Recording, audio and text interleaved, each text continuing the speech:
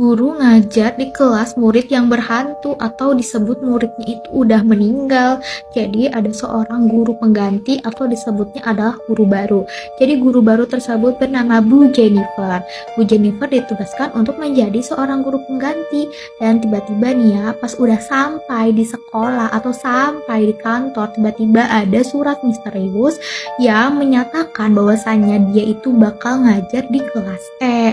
Dan abis itu kan si Bu Jennifer itu kan kebingungan di mana ini kelas E, udah cari kemana-mana dan tiba-tiba nih ya ada murid yang bernama Dongdong.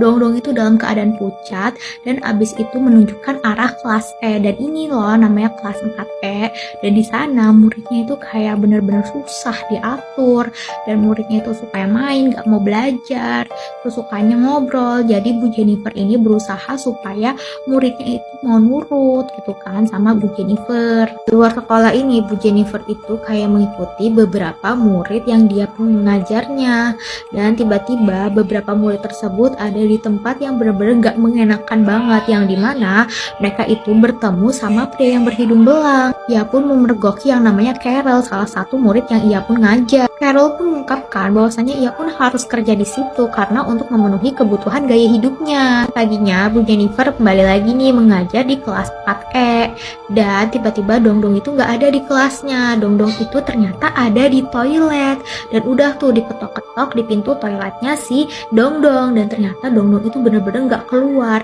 Dan tiba-tiba ada sebuah kekacauan di dalam toilet tersebut, dan si Bu Jennifer itu kayak sempat shock juga, banyak sekali kayak barang-barang berterbangan, banyak darah juga. Untungnya Bu Jennifer ini gak kenapa-napa kak. Keesokan harinya Bukong itu menanyakan keadaan kepada Bu Jennifer, bagaimana keadaannya, karena baru saja kan Bu Jennifer sempat shock atas kejadian hal tersebut. Tiba-tiba Bu Jennifer itu pun bilang ternyata kelas 4E itu gampang sekali ya diatur. Atas ucapannya Bu Jennifer, Bukong itu benar-benar langsung shock dan jantungnya itu berdetak. Bukong pun mengungkapkan bahwasanya di sekolah ini gak ada yang namanya kelas 4E, dan Bu Jennifer tetap kekeh sama pendapatnya bahwasanya dia ini memang mengajar kelas 4E. Dan akhirnya Bukong itu mengajak si Bu Jennifer ini untuk ke kelas 4E, dan ternyata gak ada siapa-siapa dan itu hanyalah gudang kosong kak. Kepala sekolah ini akhirnya menceritakan 20 tahun yang lalu kejadian di sekolah ini.